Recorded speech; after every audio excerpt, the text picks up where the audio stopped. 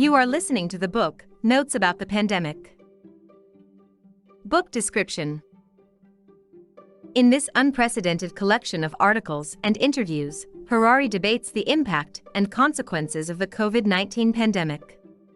Originally published in media such as Time magazine, and the Financial Times, and the Guardian newspapers, they explore themes such as the ideological dispute between nationalist isolationism and global cooperation, the risk of the rise of totalitarian states in the wake of new mass monitoring technologies, and the possible impacts of the virus on the contemporary conception of death. Harari develops his arguments with the clarity of vision and style that enshrined him, intertwining humanity's paths and deviations between past, present, and future.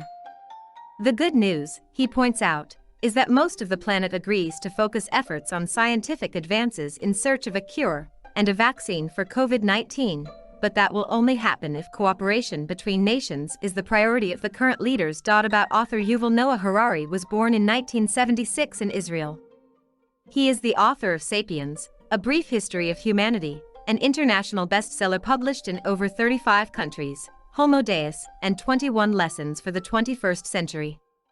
He is a PhD in history at the University of Oxford and professor at the Hebrew University of Jerusalem.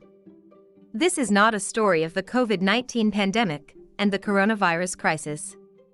The articles included in this booklet were written during the first peak of the crisis, in March and April 2020, when the virus was beginning to spread across the globe, when governments and citizens were trying to scale the situation, and when some politicians preferred to retreat to an island fantasy, claiming that COVID-19 was just fake news. Today, even more acutely than in March 2020, we are aware of the need for international cooperation, the abysmal lack of global leadership, the risk posed by demagogues and dictators, and the danger of surveillance technologies. Humanity is missing leaders. Many people blame globalization for the coronavirus epidemic and claim that the only way to prevent further outbreaks of this nature is to deglobalize the world. However, while a temporary quarantine is essential to stop epidemics, prolonged isolationism will lead to economic collapse without offering any real protection against infectious diseases. Humanity has won the war against epidemics because, in the arms race between pathogens and doctors, pathogens depend on blind mutations, while doctors rely on scientific analysis of information. Until the arrival of modern times, humans generally attributed diseases to the fury of the gods, the action of evil demons, or evil air, and did not even suspect the existence of viruses and bacteria. Over the past century, scientists, doctors, and nurses around the world have shared information, and together they have been able to understand both the mechanism behind epidemics and the ways to fight them. While medievalists were never able to discover the cause of the Black Plague, it took scientists only 2 weeks to identify the new coronavirus, sequence its genome, and develop a reliable test to detect infected people. When a country is attacked by a particular epidemic, it must be willing to honestly share information about the outbreak, without fear of an economic catastrophe, while other countries must be able to rely on that information, offering to extend a hand friend instead of ostracizing the victim. But every now and then the mutation makes the virus more infectious and more resistant to the human immune system, and this mutant strain will quickly spread throughout the human population. Because a single individual can host trillions of viral particles that replicate all the time, each infected person offers the virus trillions of new opportunities to adapt better to humans. What made Ebola go from a relatively rare disease to a devastating epidemic was a single mutation in a single gene from a single virus that infected a single human being, somewhere in the Makona region of West Africa. It was enough for a single country not to vaccinate its population for the whole of humanity to be exposed to danger, because as long as the smallpox virus existed and evolved somewhere in the world, it could always spread again everywhere. We are used to thinking about this topic in national terms, however, offering medical assistance to Iranians and Chinese also helps to protect Israelis and Americans against epidemics.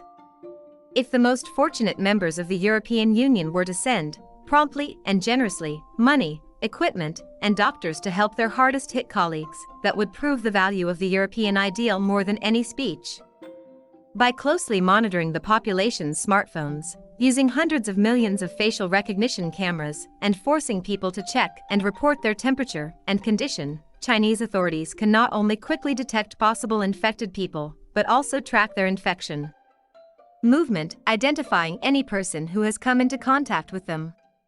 Not only because it normalizes the use of mass monitoring tools in countries that have so far rejected them, but mainly because it implies a drastic transition from monitoring under the skin to monitoring under the skin.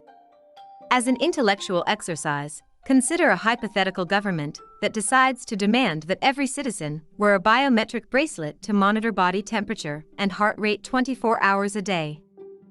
But if you can monitor what's going on with my temperature, my blood pressure, and my heart rate while watching the video, you'll be able to find out what makes me laugh, what makes me cry, and what makes me very, very angry. If corporations and governments start to collect our biometric data en masse, they may end up getting to know us better than ourselves, becoming able not only to predict our feelings, but also to manipulate them and sell us whatever they want, whether it be a product or a politician. Of course, it is possible to argue in favor of biometric monitoring as a temporary measure triggered during a state of emergency, which would be put aside once the emergency is over. During the 1948 War of Independence, my home country, Israel, for example, declared a state of emergency that justified a series of temporary measures, from censorship to the press and land confiscation to special regulations on putting production seriously. The War of Independence was won a long time ago, but Israel never decreed an end to the emergency and never managed to abolish many of the temporary measures of 1948. The emergency putting decree was piously overturned in 2011. Even when coronavirus infections reach zero, some data-hungry governments may argue that they need to maintain the monitoring system because they fear a second wave of coronavirus cases, or because there is a new strain of Ebola in Central Africa, or because. Anyway, you can already understand. You can have bitter arguments with your brothers for years on end, but in the face of an emergency, it doesn't take long to realize that there is a reservoir hitherto hidden of trust and friendship, and everyone runs to help each other. And if I could access and analyze reliable statistics on the spread of the coronavirus, I would be able to judge whether the government is telling me the truth and whether it is taking the right measures to fight the epidemic. Instead of each country trying to act locally, stocking up all the equipment it is able to acquire, a coordinated global effort can immensely speed up production and ensure that essential life-saving equipment is distributed more fairly. A rich country with few cases of coronavirus must make itself available to send precious equipment to poorer countries with many cases, trusting that if and when it needs help, other nations will come to its aid. Countries that are currently less affected could send medical teams to the hardest-hit regions of the world, both to assist them in times of need and to gain valuable experience. Even if the current administration finally changed course and came up with a global plan of action, few would follow a leader who never assumes his own responsibility, who never admits mistakes, and who usually takes all the bonuses and pushes the burden on the others. The Gilgamesh epic, the myth of Orpheus and Eurydice, the Bible, the Quran, the Vedas and several other sacred books and legends patiently explain to the afflicted humans that we died because so decreed God, or the cosmos, or Mother Nature, and that it was better to accept this destiny with humility and decorum. When an epidemic broke out in a pre-modern society like medieval Europe, people naturally feared for their lives and were devastated by the death of loved ones, but the main cultural reaction was resignation. Whenever a disaster kills many people, a train accident, a major fire, or even a hurricane, there is a tendency to see an avoidable human error in the event, not a divine punishment or an uncontrollable natural calamity. If the railway company did not save on the security budget, if the city had adopted better regulations in fighting fires, and if the government had sent aid more quickly, those lives could have been saved. Although some religious preachers have been quick to describe AIDS as a divine punishment directed at the gay population, modern society has happily relegated this point of view to lunatic extremists, and today, in general, we consider the spread of AIDS, Ebola, and other recent epidemics such as organizational failures. We assume that humanity has the knowledge and tools necessary to contain these plagues, and, if an infectious disease is still out of control, human incompetence is blamed instead of divine wrath. Just as viewers know that Spider-Man and Wonder Woman will at some point defeat the evildoers and save the world, we are also certain that within a few months, maybe a year, the staff in the labs will find effective treatments for the COVID-19 and even a vaccine. Even scientists agree that we must be realistic in our expectations, and that we must not develop blind faith in the power of doctors to protect us from all the calamities of life. When the Black Plague broke out in the 14th century, it spread from China to England over a period of 10 years, killing between a quarter and a half of the entire population of Asia and Europe, and no one had any idea what was happening, of what it was the cause of the disease, and what could be done.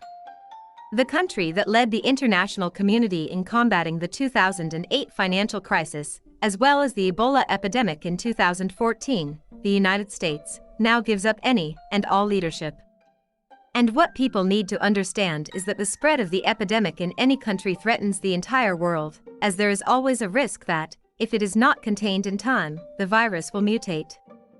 You say to close ranks, and that seems to be contrary to what populists and nationalists have been saying since 2016, whether in the United States, here in England, and elsewhere in the world, the idea that globalization is just bad, and that we should always close ranks so that we don't fall victim to anything bad that comes across the border. If a virus originating, for example, from a bat manages to cross the border of the human species, that virus can adapt to the human body, becoming a risk for everyone around the globe. Supporting the work of health systems worldwide, realizing that a new infectious disease that now emerges in Africa, or Iran, or China is not only a danger for Africans or Iranians or Chinese, but also for Israelis and Brazilians. If the pandemic-focused country believes it is alone, it will hesitate to take drastic quarantine measures, as it will say that, by closing the entire country, or entire cities, the economy will collapse, and no one will help, so it is better to wait and see if it is even a great danger. If a country like Italy, for example, knew that, by closing the economy, it would receive help from other nations, it would be much more willing to take these drastic measures sooner, and that would be a benefit to all of humanity. Now that this virus is on the loose, it can be said that there has been a response around the world, albeit slow, in policing that border between viruses and humans. One of the dangers in the current epidemic is that it justifies extreme monitoring measures, especially biometric monitoring, which will be presented as a means of combating this emergency, but which will remain even after it is overcome. We are talking about a system that monitors the entire population at all times by means of biometric signals, supposedly to protect people from future epidemics, but which can also form the basis of an extreme totalitarian regime. We are facing a big problem related to privacy and monitoring in our time, and I think we are going to see a big battle between privacy and health, and the balance is likely to weigh on the health side. We now have technology to monitor entire populations and detect, for example, the outbreak of a new disease when it is just beginning, and it is easier to contain it, following all infected people and knowing exactly who they are and what they are doing. But this type of monitoring system can later be used to monitor many other things: what people think, what they feel, and, if we are not careful, this epidemic can provide justifications for the accelerated development of a totalitarian regime. And stories of people in Italy and elsewhere are already circulating. Ladies who like to go to the cafe to talk, have their contacts, and are being banned. Stories of loneliness, isolation syndrome, and depression. Alerts for the future. Linda Liu interview, South China Morning Post. Historian Yuval Harari, author of Sapiens and Homo Deus, answers a series of questions from the South China Morning Post about how the coronavirus pandemic poses unprecedented challenges in terms of privacy, governance, and global cooperation. In 2015, I wrote in Homo Deus that, although we cannot be sure that any new Ebola outbreak, or that some unknown flu strain will not spread across the globe killing millions, we will not look at it as an unavoidable natural calamity. The problem is that, in recent years, populist politicians in many countries, including democratic countries, have deliberately undermined people's confidence in science, the media, and public officials. Drawing on our growing understanding of the human body and brain, and using the immense powers of artificial intelligence, this regime may be able, for the first time in history, to know what each citizen is feeling at any given moment. If you are listening to the great leader's speech on television, and the biometric sensors pick up the characteristic signs of anger, high blood pressure, slight increase in body temperature, growth in the activity of the tonsils, you will be at serious risk. After this pandemic has subsided, some governments may argue that they need to maintain the new monitoring systems, either because they fear new viruses, or because they want to protect people from seasonal flu. But once the epidemic spreads to countries in Africa, the Middle East and South America, it could lead to a complete economic collapse, unless we have a global plan of action triggered. Opportunity interview with the UNESCO Mail. In an interview with the UNESCO Mail, historian Yuval Noah Harari, author of Sapiens, Homo Deus, and 21 Lessons for the 21st Century, analyzes the likely consequences of the current coronavirus health crisis and underlines the need for a greater international scientific cooperation and information sharing between countries. In 1348, the Faculty of Medicine at the University of Paris believed that the cause of the epidemic was an astrological misfortune, namely, a great conjunction of 3 planets in Aquarius had caused a fatal corruption of the air. 1. And if we believe in all sorts of conspiracy theory, it will be much more difficult to overcome this epidemic, and later we will live in a world poisoned by this hatred, this greed, and this ignorance. Countries need to share reliable information not only on specific medical issues, but also on a wide range of other issues, from the economic impact of the crisis to the psychological condition of citizens. Instead of acting on the basis of pure speculation, repeating past mistakes, Country X can examine what the consequences of the different policies adopted in China, South Korea, Sweden, Italy were in fact. And the health authority can make the data accessible to scientific research, but only if the fruits of that research are made available for free to humanity, and an eventual profit is reinvested in providing a better health system for people. If this epidemic, after all, does result in closer global cooperation, then we will have a victory not only against the coronavirus, but against all the dangers that threaten humanity, from climate change to nuclear war. Citizens must pressure politicians to act in the spirit of global solidarity, to cooperate with other countries instead of blaming them, to distribute funds fairly, to preserve the weights and balances of democracy even in the midst of an emergency. Quite the opposite. This is the worst epidemic in at least 100 years. Homo Deus author Yuval Harari shares pandemic lessons from past and warnings for future. Every crisis is also an opportunity.